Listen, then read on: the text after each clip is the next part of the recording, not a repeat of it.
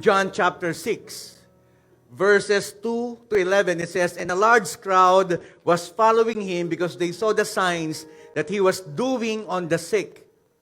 Jesus went up on the mountain, and there he sat down with his disciples. Now the Passover, the feast of the Jews, was at hand. Lifting up his eyes then, and seeing that a large crowd was coming toward him, Jesus said to Philip, 'Where are we to buy bread so that these people may eat?' He said this to test him, for he himself knew what he would do. And here's what Philip answered. Philip answered him, 200 denarii, a worth of bread, would not be enough for each of them to get a little.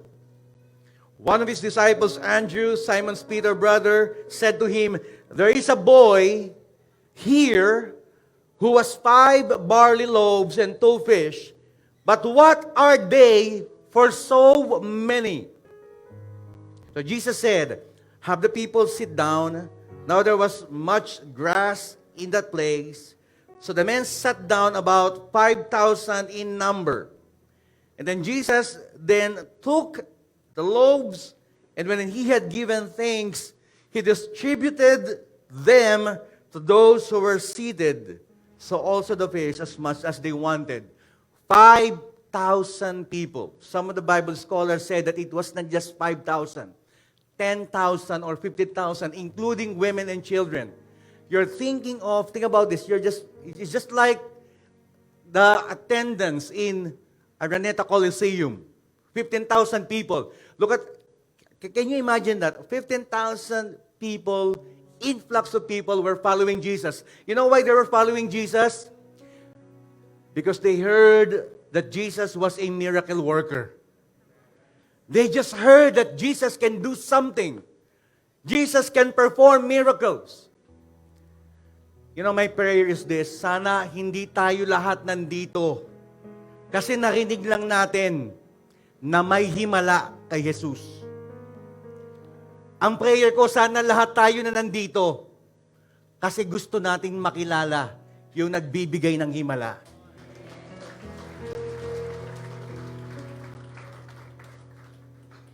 Yes, we desire to come to Jesus and follow Him.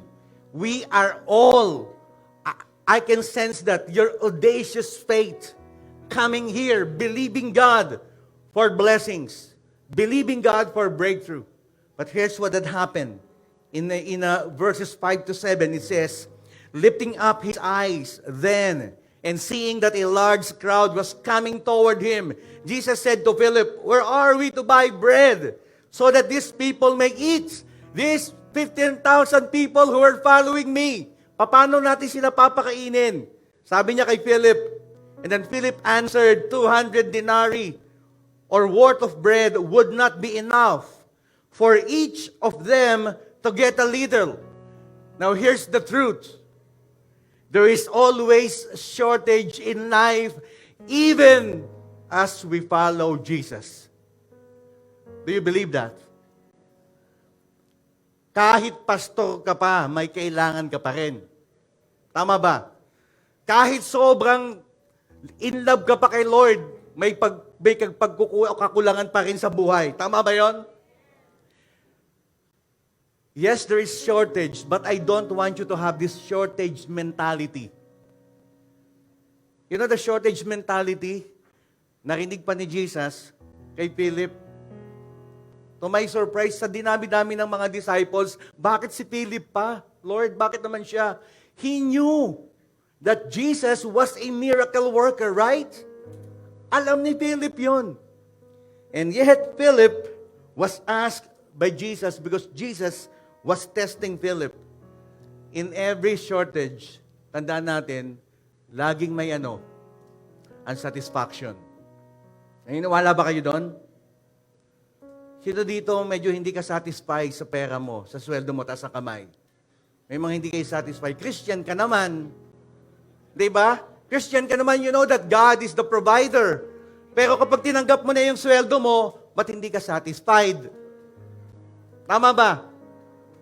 Now, sino sa inyo dito naniniwala na may shortage and medyo hindi ka satisfied sa relationship nyo sa bilang mag-asawa? Victory group leader naman kayo. Why? Kasi pastor, depleted yung love tank eh. Pero Christian kami, nagpipray kami together. Now, what we do to satisfy that shortage in our life? In verse 9, it says, there is a boy who has 5 barley loaves and 2 fish. But what are they for so many? Ito yung kadalasan na ginagawa natin. Pag hindi tayo satisfied, pag may shortage, we look for others' provision. Tama ba? Ano yung mga we look for others' provision? Ano yung ginawa nila? Meron namang bata. We look for others' provision. May Bombay naman. O, huwag kayong mag-alala. Walang problema, Pastor Tito. Nandiyan naman si Attorney Jess. Madaling lapitan yan. Tama ba? May loan naman. Yung iba naman, beke naman. Kung sino yung meron dyan, baka pwede kayo na lang yung mag-meet ng need ko. Another thing, pagdating sa shortage, we go to Jesus, but we trust in what we can do. We go to Jesus. Pero at the end of the day, we trust in what we can do. It says, but what are they for so many? Meron ng provision, pero kulang pa rin. In other words, Lord, eto lang yung magagawa ng pera ko. Anong magagawa nito? Pero lumalapit tayo kay Lord. Tama ba? And I like what Jesus did. In verse 11, it says, then Jesus took the loaves, gave thanks to God, and distributed them to the people. And then afterward, He did the same with the fish. And they all ate as much as they wanted. And everyone was, sabihin nga natin, full. You want sufficiency? Okay, sino dito gustong mapuno ng pagpapala ni Lord? Taas ang kamay. You want plenitude? Amplitude? Overwhelming? Don't just follow Jesus. Trust Him. Don't just go to church. Trust in Jesus. Amen. Don't just worship the Lord. Give your life to Jesus. When Jesus took that loaves and then gave thanks to Jesus, paghawak ni Lord, there comes the miracle. You know, our miracles, your miracle is in the hands of God, not in us. Amen. Can you hand it over, your marriages, to the Lord? You want miracle in your marriage? Question is, can you hand it over to the Lord? In your business, you want miracle? This 2023, can you hand it over to God? Your finances, your body, can you hand it over to God? In verse 35, here's what it says. And then Jesus said to them, I am the bread of life. Whoever comes to me shall not hunger, and whoever believes in me shall never what? Shall never thirst. You know, when Jesus said, I am the bread of life. I am the only one who can satisfy you. I am the only God who is sufficient. I am the only God who will pour out blessing. I am the only God who will bless you. You know, when He said that, I am the bread of life, I am. Me as a pastor, Jesus said, I am your calling. I am your business. I am. I am. I am the bread of life. You know, in life, it's not just about our situation. In life, it's about the person of Jesus Christ. We are going to break our fast. Mga ilang segundo na lang o minuto na lang.